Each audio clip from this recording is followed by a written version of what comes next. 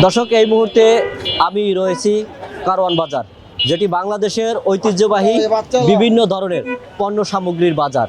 আজকে আমরা ঘুরে ঘুরে দেখব এই পবিত্র রমজান মাসে দ্রব্যমূল্যের কেমন অবস্থা, সাধারণ ক্রেতারা কি বলছেন আর বিক্রেতারা কি বলছেন সেটি জানানোর জন্য আজকের আপনাদের সাথে সরাসরি যুক্ত হচ্ছি আমি কারওয়ান বাজার থেকে আলামিন এম তাওহিদ। আপনারা ভিওডি বাংলার সাথে থাকুন, দেখতে থাকুন। আজকের ঘুরে ঘুরে একটু কথা বলি। এখানে সাধারণ মানুষ আছেন, তারা আসলে পণ্য ক্রয় করছেন তাদের পছন্দের জিনিসগুলো। আমরা একটু সাধারণ মানুষের সাথে কথা বলি যে আসলে কি অবস্থা বাজারের।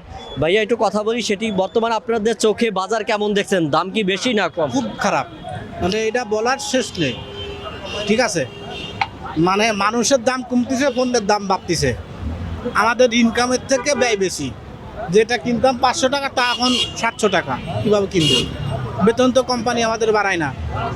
সরকারি চাকরি যারা করে তাকে বাড়তিছে, তাদের সমস্যা নাই, তারা আনতিছে নিয়ে চলে যাচ্ছে। কিন্তু যারা আমরা দিন মজুর, দিন আনে দিন খাই, প্রাইভেট কোম্পানিতে যারা চাকরি করে তাদের তো মাসে 500 টাকা বাড়ে না, তাদের চলতে কষ্ট হচ্ছে। নতুন সরকারের কাছে কি প্রত্যাশা আপনাদেরকে এই ব্যাপারে? আমরা সরকারের কাছে প্রত্যাশা, আমরা কিছু চাই না, সে আমাদের বাজারটা নিয়ন্ত্রণ করতে চাই, আর কিছু না। আর আমাদের দেশে হচ্ছে গিয়ে ব্যবসায়ীরা হচ্ছে শুধু রমজান মাসটাকে বেছে নেয়, যে রমজান মাস আসলে যাতে আমরা ব্যবসাটা ভালো করতে পারি। এই মাসটাকে কয়টা ভাঙ্গা দেয় তারা বলতে পারেন? 3 ভাগ। 3 ভাগে। হ্যাঁ। আচ্ছা, আপনাকে অসংখ্য ধন্যবাদ।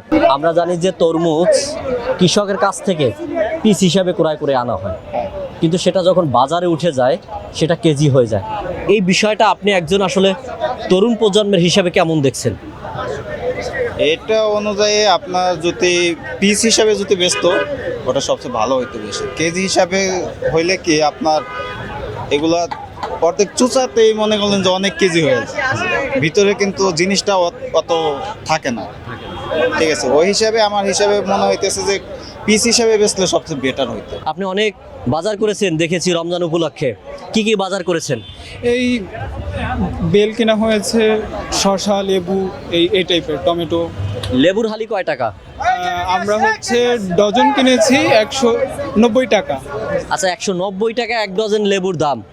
এটা আপনার দৃষ্টিতে কি সঠিক নাকি বেঠিক?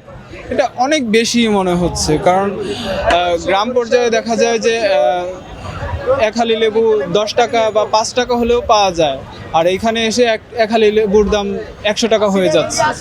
এখন এটা কি অনিয়ম না? হ্যাঁ, অবশ্যই অনিয়ম। এটা কি ক্রয় ক্ষমতা কি আপনাদের মধ্যে আছে আসলে এইভাবে দ্রব্যমূল্যের বাড়তি?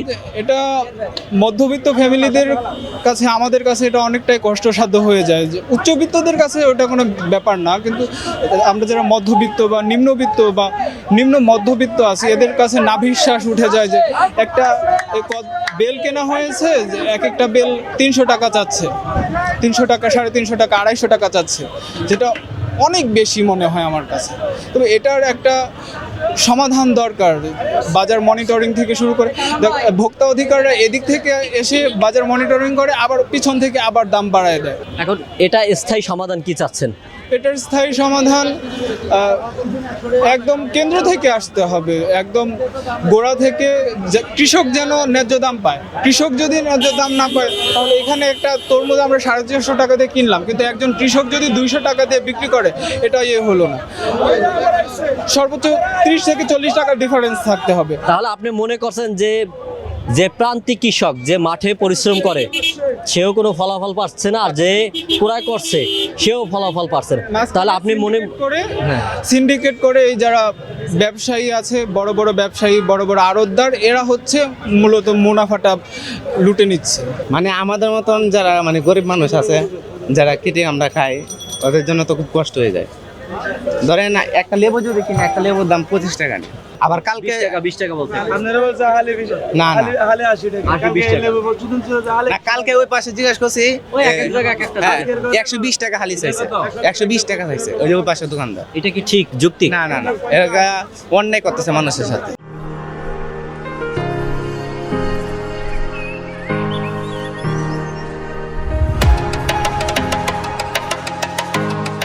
কবে থেকে মার্কেটে এসেছে? তরমুজ 1 সপ্তাহ হয়ে চাইছে, এখন তো সিজন নাই গা, এখন আমরা প্রথম লাগছে আর কি, এখন সিজন নাইগা। তরমুজ পিস হিসাবে বিক্রি হচ্ছে নাকি কেজি হিসাবে? এখন কেজি হিসাবে বিক্রি হচ্ছে, এখন তো নতুন, এখন তো তরমুজ নাই, কিছুদিন পরে পিস হিসাবে বিক্রি হবে আর কি। কত করে বিক্রি করছেন? এখন কেজি আমরা 80 টাকা লইতেছি, 90 টাকা বেচতেছি। বেচা কিনা কেমন চলছে? রমজান মাসে বেচে কিনা আলহামদুলিল্লাহ ভালোই আছে, ইনশাল্লাহ ভালো আছে। আপনারা যখন কৃষকের কাছ থেকে তরমুজগুলো ক্রয় করেন নাকি আপনারা কোনো কারখানা? আড়তে থেকে আমরা এই ক্রয় করি। আচ্ছা, আরো থেকে আপনাদেরকে কেজি হিসাবে দেয়? এখন বর্তমানে কেজি হিসেবে দিতেছে, আমরা কেজি হিসেবে কিনতেছি, বিক্রিও কেজি হিসেবে। কিন্তু আপনারা কি জানেন এই তরমুজগুলো কৃষকের কাছ থেকে পিস হিসাবে কেনা হচ্ছে? অনেহারা কিভাবে আনতেছে আমরা তো বলতে পারবো না, আমরা আড়তে থেকে কেজি হিসেবে লইতে, তো পিস হিসেবে হইলে আমরা একটু কম পয়সা নিতে পারতাম, কম পয়সা বেচতে পারতাম, কাস্টমারে খরিদ্দাররা কম পয়সা খাইতে পারতো। এখন আড়তদাররা কেজি হিসেবে দিতেছে, আমরা কেজি হিসেবে বেচতেছি। অর্থাৎ আপনারা সাধারণ যারা ব্যবসায়ী রয়েছেন তারাও মনে করছেন যে আড়তদারাই আসলে এগুলাই মূল কাণ্ডে জড়িত। কেজি বেচতেছে, এখন পিস বেচলে আমরা পিসে বেচতাম, মানে আড়তদাররা তো বেচেন, আমরা তো কেজি আনতেছি, কেজি বেচতেছি। 80 টাকা আনতেছি, 10 টাকা কেজিতে লাভ করতে 90 টাকা বেচতেছি। তারা মনে করেন যে আপনারা যারা ক্ষুদ্র ব্যবসায়ী আছেন তারাই দাম বাড়াচ্ছেন। আসলে আপনারা কি নিজেরা কি কৃষকের কাছ থেকে ক্রয় করছেন এই জিনিসপত্রগুলো নাকি আড়ত থেকে নিয়ে আসছেন? আমি বলি ভাই, মালের যদি আমদানি কম থাকে তাহলে রেট বাড়বে, কোনো সরকারে পারবে না, যেটা সিন্ডিকেট আছে।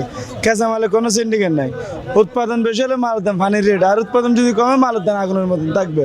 যেমন ধরো বর্ষার সময় লেবুর ডজন 20 টাকা, 30 টাকা, 40 টাকা হাইস, এখন লেবুর ডজন 80 টাকা কেন, 100 টাকা কেন, লেবু থাকতে হবে তো। আমার থেকে লেবু লাগবে যে আমার থেকে 50 পিস, আমি পাচ্ছি 10 পিস, তাহলে অবশ্যই দাম থাকবো।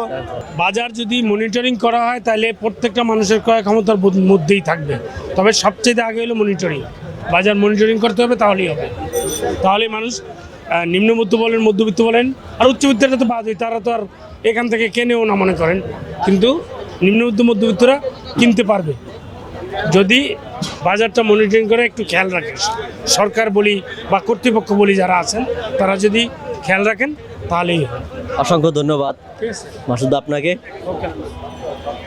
পৃথিবীর বিভিন্ন রাষ্ট্রে যখন পবিত্র মাহে রমজান আসে, ঠিক সেই মুহূর্তে রমজানের 1 মাসে সিয়াম সাধনার জন্য পণ্যের বাজারের যে দ্রব্যমূল্য রয়েছে সেটি কমিয়ে দেয়।